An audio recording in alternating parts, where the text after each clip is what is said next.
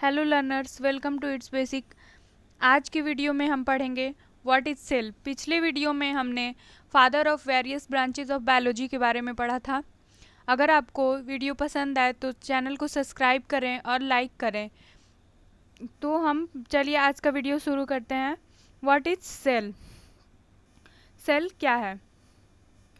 Cell जो है वो किसी भी प्लांट्स का या एनिमल्स का, जो हमारा प्लांट्स या एनिमल बॉडी है वो सेल के मिलने से बना हुआ है। जो सेल है वो स्मॉलेस्ट स्ट्रक्चरल और फंक्शनल यूनिट है हमारी बॉडी का। प्लांट्स और एनिमल्स दोनों लिविंग होते हैं, जैसा कि हम सभी जानते हैं। वो दोनों लिविंग होते हैं, पर किसी न किसी वे में वो दोनों एक दूसरे से बहुत डिफरेंट होते हैं। चाहे वो शेप हो, साइज़ हो, हैबिटाट हो या हैबिट हो, उनका रहने का स्थान हो या उनका आकार संरचना, सब में वो प्लांट्स और एनिमल्स एक दूसरे से भिन्न होते हैं, एक दूसरे से अलग होते हैं। पर फिर भी कुछ चीज़ें ऐसी हैं जो मिलती हैं, जैसे कि ऑर्गेनाइजेशन, कोऑर्डिनेशन, रिप्रोडक्शन। प्लांट्स भी रिप्रोडक्शन करते हैं और एनिमल्स भी रिप्रोडक्शन करते हैं। प्लांट्स भी ग्रोथ करते हैं और एनिमल भी ग्रोथ करते हैं, बड़े होते हैं, और एनिमल्स भी बड़े होते हैं, रिप्रोडक्शन करते हैं, रिस्पायरेशन करते हैं। प्लांट्स भी सांस लेते हैं और एनिमल भी सांस लेते हैं। बहुत सारे वे में प्लांट्स एंड एनिमल्स एक जैसे होते हैं और बहुत सारे वे में प्लांट्स एंड एनिमल्स अलग अलग भी होते हैं। जो जो एक चीज़ जो है इसमें कॉमन प्लांट्स और एनिमल्स में, वो है सेल। जो हमारी बॉडी है या प्लांट्स जो हैं बड़े बड़े, वो सब बहुत सारे सेल्स के मिलने से बने हैं। जो एनिमल्स या प्लांट्स होते हैं वो भी दो टाइप के होते हैं, यूनिसेल्यूलर और मल्टी सेल्यूलर। जो यूनिसेल्यूलर एनिमल्स हैं, जैसे अमीबा, पैरामीशियम या बैक्टीरिया, ये सब एक ही सेल में, इनकी पूरी लाइफ एक सेल में ख़त्म हो जाती है। ये एक ही सेल में पूरा उनका स्ट्रक्चर होता है और सारे फंक्शन उनके एक ही सेल में होते हैं।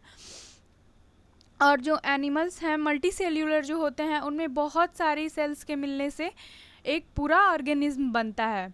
तो जो हमारा सेल है वो हम आँखों से नहीं देख सकते हैं। हम सेल को माइक्रोस्कोपिक स्टडी किया जा सकता है सेल का, हम माइक्रोस्कोप में ही देख सकते हैं।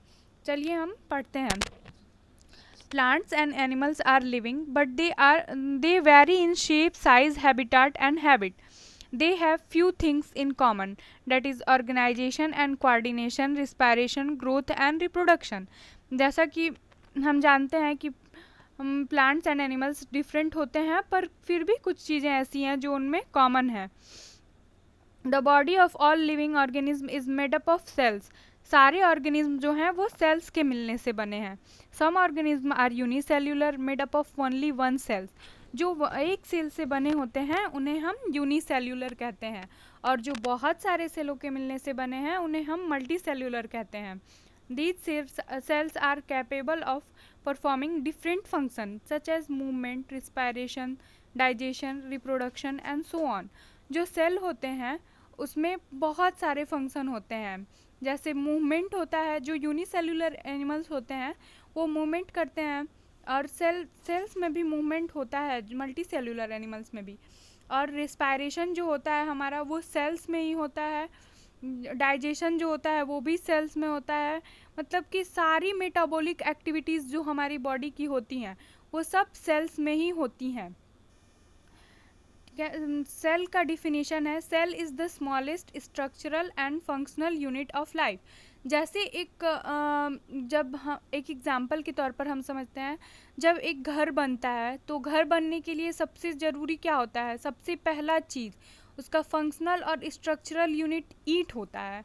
एक ईंट हम लेते हैं, ईंट जो है वही सेल जैसे है वैसे ही ईंट है। उस बहुत सारे ईंटों के मिलने से दीवार बनता है, और कई दीवार जब खड़े हो जाते हैं तो उनसे एक कमरा बनता है, रूम बनता है, और जब कई रूम बन जाते हैं तो उनसे एक घर बन जाता है। वैसे ही जो सेल है वो ईंट की ही जैसे है।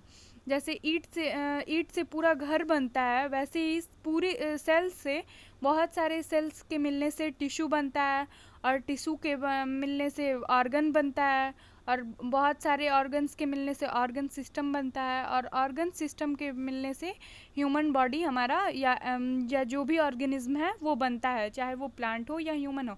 तो हम कह सकते हैं cell is the smallest structural and functional unit of life. जो सेल है वो हमारा स्ट्रक्चरल और फंक्शनल यूनिट है लाइफ का। Just as brick are the building blocks of the house, cells are the building blocks of all living organism। जो cells हैं वो building blocks हैं all living organism के। ओके, इतना समझ में आया।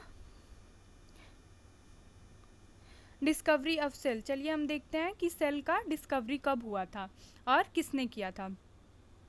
Cell were discovered in 1665 by the English inventor scientist Robert Hooke.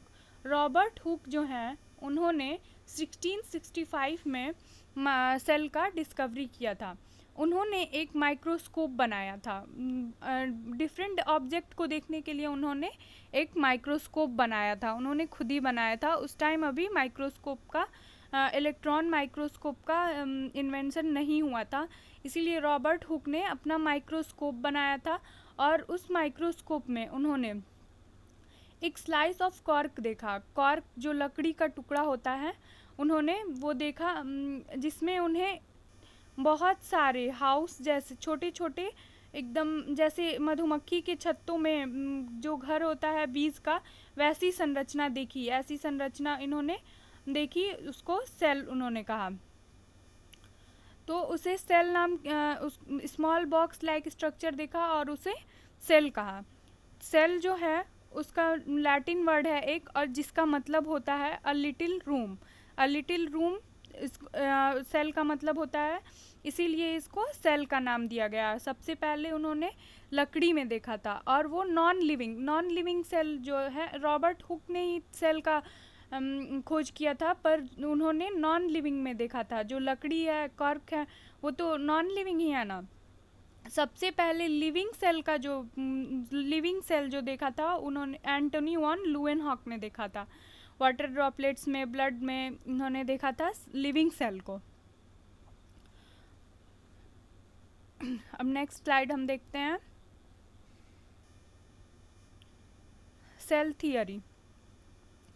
जो उसके बाद से जब इलेक्ट्रॉन माइक्रोस्कोप की खोज हुई तो बहुत सारे स्टडीज़ आए सेल पे। फिर उसके बाद दो साइंटिस्ट आए, थियोडर स्वान, तीन साइंटिस्ट, कहीं कहीं दो साइंटिस्ट का नेम आता है और कहीं कहीं तीन। Further research by the scientist M Schleiden, Theodor Schwann and Rudolf Virchow led to the formulation of the cell theory by which is as follow. ये तीन साइंटिस्ट जो हैं इन्होंने सेल थियरी एक दिया, सेल थियरी। एम स्लाइडेन,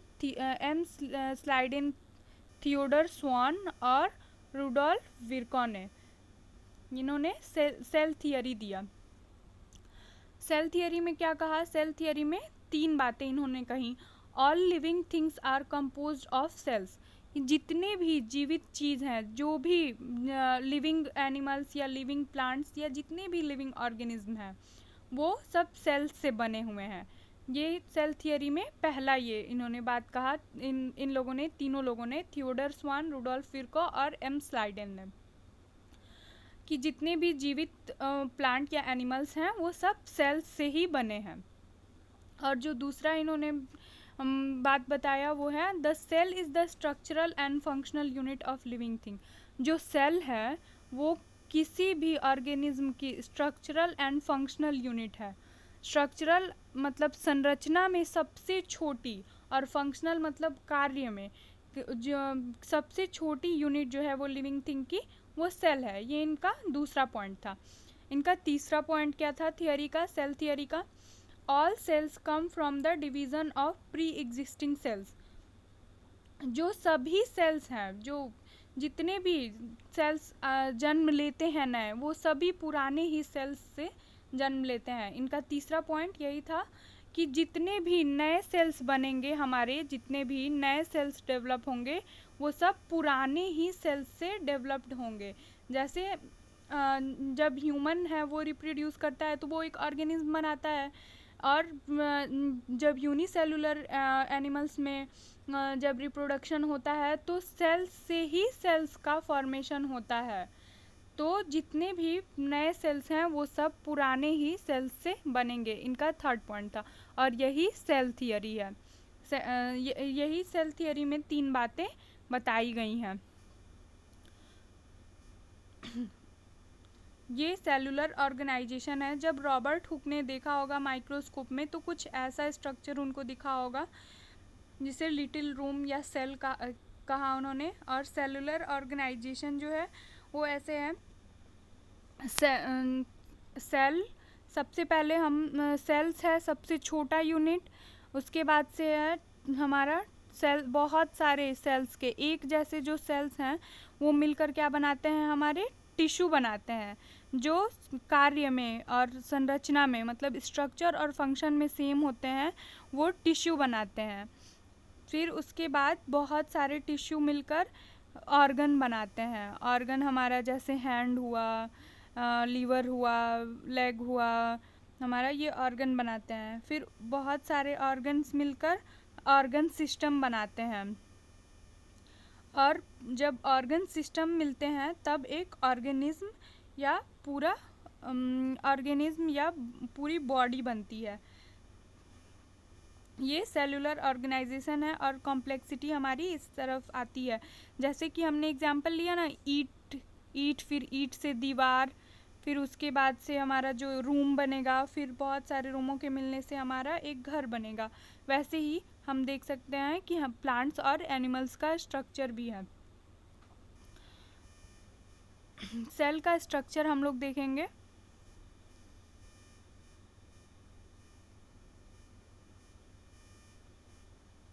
ये है cell का स्ट्रक्चर। ये एक प्लांट सेल है जिसमें सेल वॉल है। ये जो है हमारा ग्रीन वो सेल वॉल है। और ये जो हमारा है ये माइटोकॉन्ड्रिया है। और ये वैक्यूल है हमारा। ये जो है हमारा ये न्यूक्लियस है। अगली वीडियो में हम स्ट्रक्चर ऑफ सेल पढ़ेंगे। सेल के स्ट्रक्चर के बारे में। अगर आपको ये वीडियो पसंद आए तो आप चैनल को मेरे सब्सक्राइब करें और लाइक करें और कमेंट करके बताएं कि आप क्या पढ़ना चाहते हैं। ये स्ट्रक्चर ऑफ सेल मैंने ही बनाया है। Thank you.